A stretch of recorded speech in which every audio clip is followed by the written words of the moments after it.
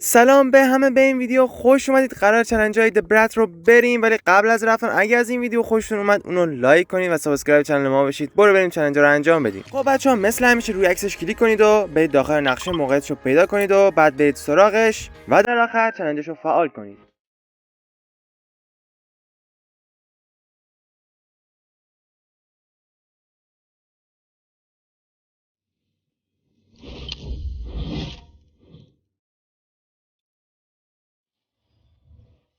خب بچه‌ها، چالش اولمون اینه که صندوقایی که داخل فروشگاه هستن رو باید لوت کنیم تا چالشمون انجام بشه. برو بریم چالش رو انجام بدیم.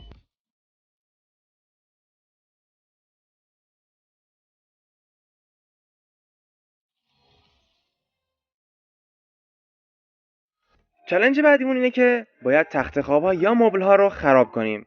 و اینم بگم که بستگی به خودتون داره که دوست دارید کجا چالشتون رو انجام بدید. میتونه ویپینگ وودز باشه، پلسنت پارک باشه یا لیزی لیک باشه.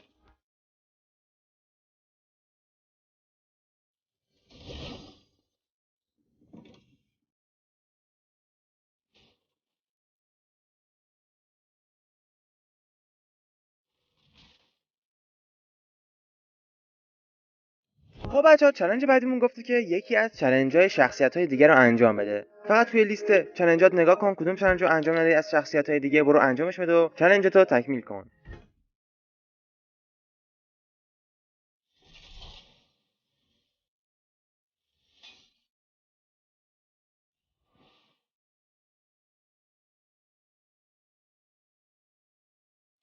چالش بعدیمون اینه که باید از دستگاهی که آیتم میفروشن یه گان خریداری کنیم.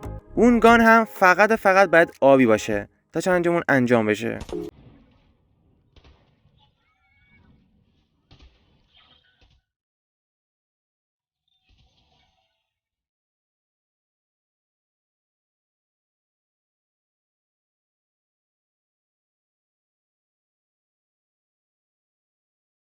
خب بچه‌ها، چالش آخرمون هم اینه که باید با استفاده از تفنگای آبی یا اپیک یا لژندری به انمی دمیج بزنیم تا چالشمون تکمیل بشه. مرسی که تا اینجای ویدیو رو دید. اگه از این ویدیو خوشتون اومد اونو لایک کنید و سابسکرایب چنل ما بشید.